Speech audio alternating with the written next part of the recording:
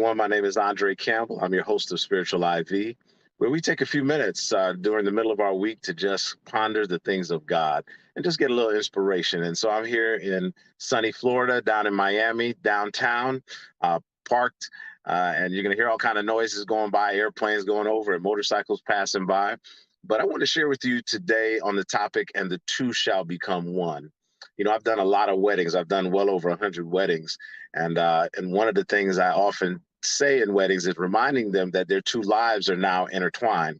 But, you know, after so many years of ministry, so many years of raising children of my own, I've come to realize that there's an even more powerful message in this concept of the two shall become one. We often think of it as just two lives joining together, two people melding their belief systems and different things together, coming together, living together, making all these decisions together. But actually, the concept goes even deeper in the fact that those two lives, when they come together and they consummate that relationship, and they bear children, those children literally are the epitome of the two of them, their two personalities, their DNA, their genetic predispositions, whatever you may want to call it. They are the marked example of that.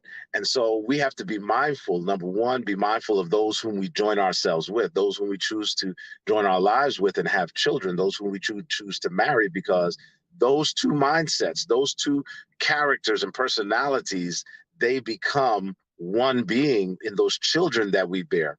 And our children oftentimes are trying to figure out who they are. And I often say, if you want to really see yourself, look at your children.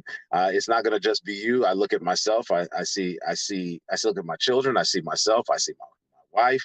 But I want to encourage each of us today that if you already have children, be mindful to share with those children, to talk with them and share with them things about yourself so that they too can understand themselves.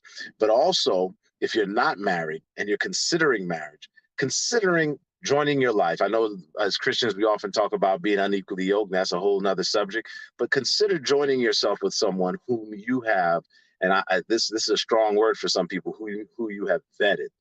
In other words, ask the questions that need to be asked.